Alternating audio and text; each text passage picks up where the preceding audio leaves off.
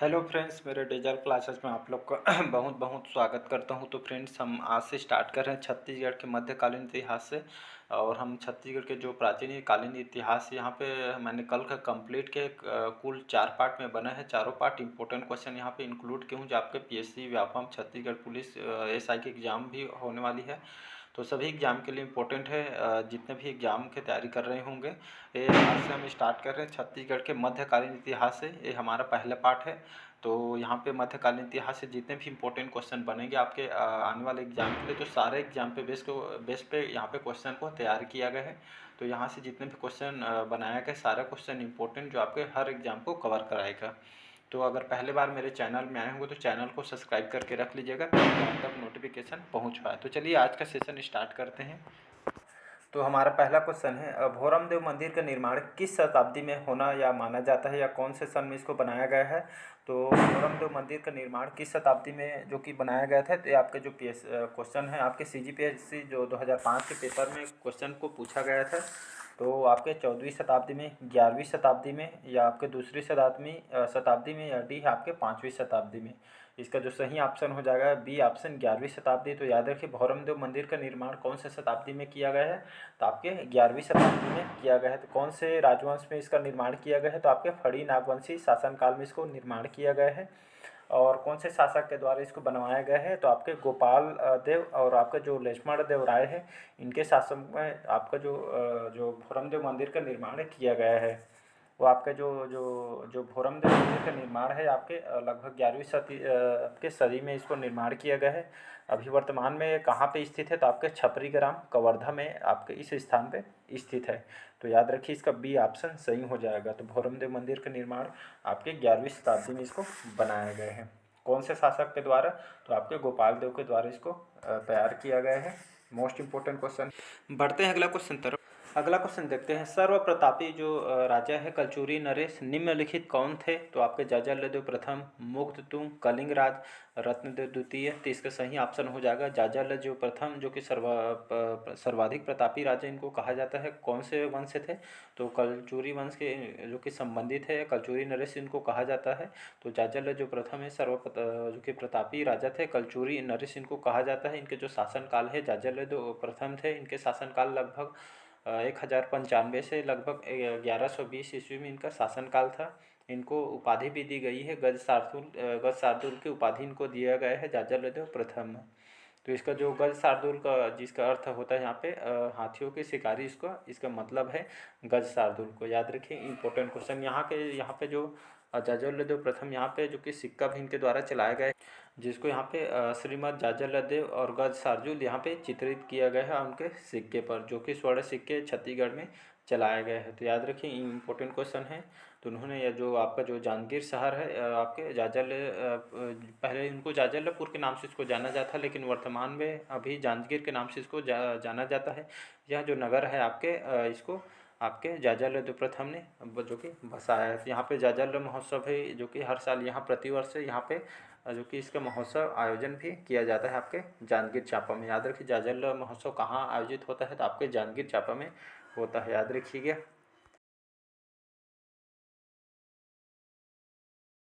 तो पाली के जो शिव मंदिर का जो आपके वर्तमान में कोरबा में है, और बाणवंशी जो विक्रमादित्य इस मंदिर का निर्माण करवाया था। और आपके जो जीर्णोद्धार का जो काम है आपके जाजेलदेव प्रथम ने करवाया था। तो याद रखिए, ये यहाँ से इंपॉर्टेंट क्वेश्चन बन सकता है, जो आपके एग्जाम में डायरेक्ट क्वेश्चन पूछा जा सकता है। बढ़ते हैं अगला क्वेश्चन। अगला क्वेश्चन देखते हैं, किसके शासन काल में स्थानीय प्रशासन पंचकुल नामक संस्था के अधीन था। तो कलचुरियों के, मराठों के, अंग्रेजों के, या डी है इनमें से कोई नहीं। तो इसका जो सही ऑप्शन हो जाएगा ए ऑप्शन, कलचुरियों के। तो आपके जो कलचुरियों शासनकाल में जो स्थानीय प्रशासन जो पंचकुल है जो नामक जो संस्था होता था, किसके अधीन था। तो आपके कलचुरियों वंश के अधीन था। तो याद रखिएगा, इसका ए ऑप्शन सही हो जाएगा। छत्तीसगढ़ में कलचुरियों का जो शासनकाल है लगभग 1000 से 1741 ईस्वी में इनका शासनकाल था। स्थापना लगभग 1000 ईस्वी में जो कि इनका शासनकाल था छत्तीसगढ़ में कलचुरी वंश का। तो याद रखिएगा, ये एग्जाम में क्वेश्चन को पूछा जाता है। इसके जो संस्थापक है कलिंगराज को छत्तीसगढ़ में कलचुरी वंश के संस्थापक कहा जाता है। इसकी जो राजधानी होती थी तुमाड़, या जो तुमाड़ इनकी राजधानी होती थी। तो ये याद रखिएगा, इम्पोर्टेंट क्वेश्चन है। अगला क्वेश्चन देखते हैं। अगला क्वेश्चन देखते हैं, छत्तीसगढ़ में देवपाल जो मोची थे इस इन्होंने कहाँ पर नारायण मंदिर का स्थापित करवाया गया था? तो रतनपुर, खल्लारी, आपके तुम्बाड़ में या डी है इनमें से कोई नहीं। तो इसका जो सही ऑप्शन हो जाएगा बी ऑप्शन खल्लारी। तो याद रखिएगा छत्तीसगढ़ में जो देवपाल मोची थे, जो भगवान नारायण मंदिर है, ये नारायण जी की मंदिर है, विष्णु जी की मंदिर है, नारायण मंदिर का जो स्थापित यहाँ पे करवाया गया था आपके खल्लारी में। वर्तमान में खल्लारी कहाँ है, आप कमेंट करके मेरे को बताइए इसका आंसर।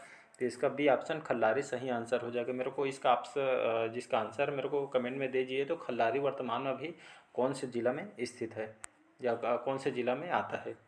अगला क्वेश्चन देखते हैं, निम्नलिखित में से किस कलचुरी वंशी जो शासक थे इन्होंने जो शासक थे राजधानी को रतनपुर से कोसंगा स्थानांतरित किया था? तो वारेंद्र शाह ने, पृथ्वीदेव द्वितीय ने, रत्नदेव द्वितीय ने या जयदेव प्रथम ने? तो इसका जो सही ऑप्शन हो जाएगा ए ऑप्शन वारेंद्र शाह। तो इन्होंने आपके जो कलचुरी वंश शासक हैं, इन्होंने जो कलचुरी वंश शासक ने जो राजधानी रतनपुर से कोसंगा इन्होंने स्थानांतरित किया था, वारेंद्र शाह ने। याद रखिएगा इनकी जो राजधानी कोसगाई कोरबा थी वारेंद्र शाह के शासनकाल में। इनका 1480 से 1544 इनका शासनकाल है। तो वारेंद्र शाह ने रतनपुर के स्थान पर छुरी कोसगाई के निर्माण कराया और कोषागार की इन्होंने स्थापना किया था। जो आपके निर्माण कार्य है कोसगाई मंदिर, छुरी, कोरबा और चैतुरगढ़ का किला इन्होंने बनवाया गया था। फिर इन्होंने जो कलचुरी वंश के जो वारेंद्र शाह इन्होंने रतनपुर से कोसंगा स्थानांतरित करवाया था। तो इसका ए ऑप्शन याद रखिए। अगला क्वेश्चन देखें, काव्य और तर्क शास्त्र के विद्वान पंडित शशिधर को निम्नलिखित किस वंश के शासकों ने संरक्षण प्रदान किया था? तो कलचुरी वंश ने, सोमवंश ने, मौर्य वंश ने या गुप्त वंश ने? तो इसका सही ऑप्शन हो जाएगा कलचुरी वंश। तो काव्य और तर्क शास्त्र के जो महान विद्वान थे पंडित शशिधर जी थे। इनको यहाँ पे जो कलचुरी वंश के जो शासक थे इन्होंने इस शासकों ने यहाँ पे संरक्षण या इन्होंने जो कि संरक्षण प्रदान किया गया था आपके कलचुरी वंश ने। तो इसका ए ऑप्शन याद रखिएगा। अगला क्वेश्चन देखते हैं, नागवंशियों के पतनोपरांत बस्तर किस वंश की सत्ता स्थापित हुई थी? तो छिंदक वंश, बाण वंश, सोमवंश या काकती वंश? तो इसका डी ऑप्शन सही हो जाएगा काकती वंश। तो नागवंशियों के यहाँ पे पतन के बाद बस्तर में आपके कौन सी वंश की सत्ता स्थापित किया गया है, कौन सी वंश की स्थापना किया गया था? तो आपके काकती वंश की स्थापना किया गया था। तो याद रखिएगा जो नागवंशी शासक के बाद आपका काकती वंश का चलन हुआ था। तो इनका जो शासनकाल है काकती वंश के लगभग 1324 से 1961 में इन्होंने बस्तर के सर्वाधिक लंबे शासक जो कि बस्तर में इन्होंने सर्वाधिक लंबे समय तक इन्होंने शासन किया था आपके काकती वंश ने। तो याद रखिएगा इसके जो संस्थापक है काकती वंश के संस्थापक कौन है अगर पूछ दे तो अन्नमदेव इसके काकती वंश के संस्थापक है, याद रखिएगा। और अंतिम शासक अगर पूछ दे आपसे तो आपके जो प्रवीर चंद्र जो भंजदेव थे इनके अंतिम शासक है काकती वंश के। तो याद रखिएगा इम्पोर्टेंट क्वेश्चन है। अगला क्वेश्चन देखते हैं, कलियाड़ शाह किस सम्राट का समकालीन था? अकबर के, जहांगीर, शाहजहां, औरंगजेब? क्वेश्चन आपके पीएससी में भी क्वेश्चन पूछा गया है। तो कलियाड़ शाह थे तो इन्होंने आपके कौन से सम्राट के समकालीन थे? तो अकबर थे, जो कि इनके शासनकाल में जो अकबर के शासनकाल में जो कलियाड़ शाह थे, तो कलियाड़ शाह को अकबर ने अपने दरबार में बुलाया था और इनको 8 वर्षों तक अपने शासनकाल में रखा था। ये कहाँ से जानकारी मिलती है? तो आपके बाबू रेवाराम के अनुसार यहाँ से जानकारी मिलती है। तो इनको 8 साल तक अकबर के शासनकाल में इनको बंदी बनाकर रखा गया था। याद रखिए 8 वर्षों तक मुगल सम्राट के दरबार में उपस्थित हुए थे। तो उनके द्वारा यहाँ पे राजस्व सुधार पे यहाँ पे किया गया। इन्होंने राजस्व की जमाबंदी जो प्रणाली है गढ़ व्यवस्था की शुरुआत इनके द्वारा भी किया गया है। और यहाँ पे जो कालांतर में जो ब्रिटिश अधिकारी थे मिस्टर जो चिस्म थे, इनके प्रदेश को छत्तीसगढ़ में भी विभाजित किया गया था। तो ये सब फैक्ट को याद रखिएगा, इंपॉर्टेंट क्वेश्चन है। अगला क्वेश्चन देखते हैं, शुद्धाद्वैत मत के प्रवर्तक महाप्रभु वल्लभाचार्य की जन्मस्थली कहाँ पे है? तो मल्हार, रतनपुर, डोंगरगढ़ या चंपारण्य? तो इसका जो सही ऑप्शन हो जाएगा चंपारण। तो शुद्धाद्वैतवाद के जो मत के जो प्रवर्तक हैं महाप्रभु जो वल्लभाचार्य इनके जो जन्मस्थली है चंपारण को माना जाता है, याद रखिए। अगला क्वेश्चन देखते हैं, कलचुरियों के बाद किसने छत्तीसगढ़ की सत्ता संभाली थी? तो मराठों ने, अंग्रेजों ने, सोमवंशी शासकों ने या डी है इनमें से कोई नहीं?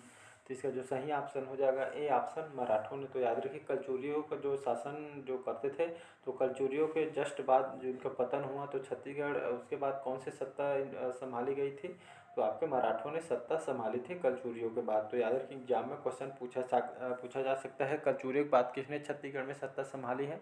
तो आपके मराठों द्वारा इसको छत्तीसगढ़ की सत्ता संभाली गई। अगला क्वेश्चन है आपके सीएमओ में क्वेश्चन पूछा गया है, निम्न कथन को यहाँ पे पढ़िए और सही कथन के यहाँ पे चुनाव करना है। तो कथन पहला है, कलचुरी प्रशासन में राजा को अधिकार सीमित थे। प्रशासन के विभागों का दायित्व अमात्य मंडल में जो कि विभाजित था, और दायित्व यहाँ पे अमाल्य मंडल को दिया गया था। राज्य गढ़ों में यहाँ पे विभाजित था तथा प्रत्येक गढ़ में 84 ग्राम होते थे। तो यहाँ पे कौन सा कथन सही है पूछा गया है, तो छत्तीसगढ़ सीएमओ के पेपर में आया हुआ क्वेश्चन है। तो इसका जो सही ऑप्शन हो जाएगा सी ऑप्शन सही हो जाएगा। बाकी जो दो और तीन जो कथन है, तो प्रशासन के जो विभागों का जो दायित्व अमाल्य मंडल में था, विभाजित था। और आपका थर्ड है, राज्य जो गढ़ों में विभाजित था और तथा प्रत्येक गढ़ में लगभग 24 ग्राम यहाँ पे होते थे। तो इसका 2 और 3 सही आंसर हो जाएगा, याद रखिएगा।